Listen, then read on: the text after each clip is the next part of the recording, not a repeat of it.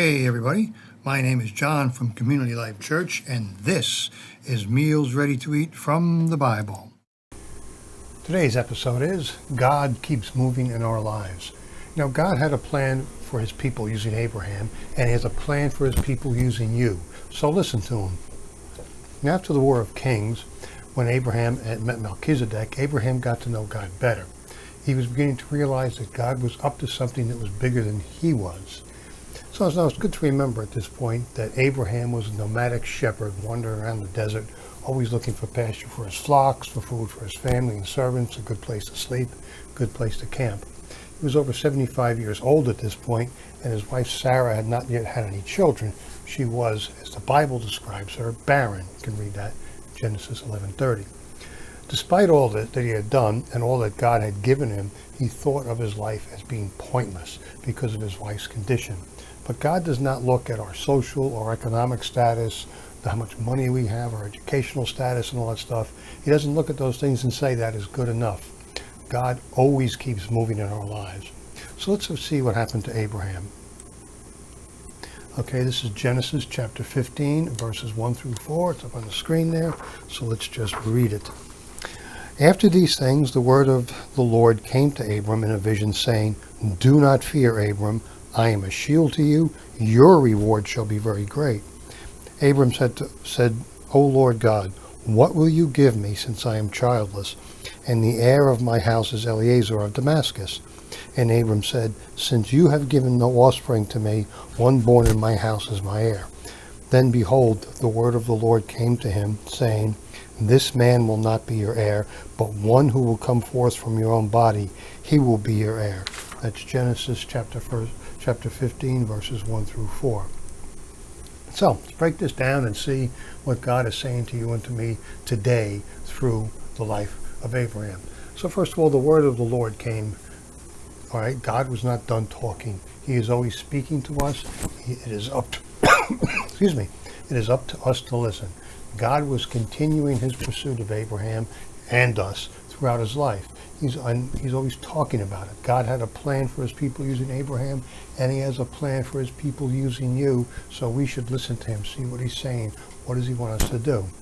Do not fear. It's a simple phrase. You see it throughout the Bible. And what is Abraham afraid of? He is brave. He led an attack against an armed force at night in the dark to rescue his nephew Lot. He's afraid that the promises of God will not come to pass. He's afraid that his family will die when he dies, that he will not have a future. God has told him and is telling him that this will not be. Abraham had a future. You have a future. We all have a future in the great plan and providence of God. I am a shield to you. Whatever we have to face, whatever obstacle or circumstances stand in our way, God is our shield against them, just as he was with Abraham. Your reward shall be very great. Now, sometimes we think that this means right now. Right now I'm going to get. But that's not what God is saying. God has told Abraham, and he will tell him again, that he is using Abraham to build a people and reveal himself to the world. Now, we see this in the life of his great-grandson, Joseph. You may think that God is calling us to success and wealth, as he did with Joseph, if you go read his life at the end of the book of Genesis. But that was not what Joseph was called to. He wasn't called to be king and all this great success. It was just a step along the way.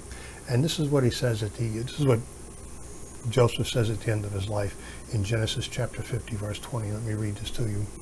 "As for you," speaking to his brothers, "you meant evil against me, but God meant it for good in order to bring about this present result, to preserve many people alive." Genesis 15:20 again.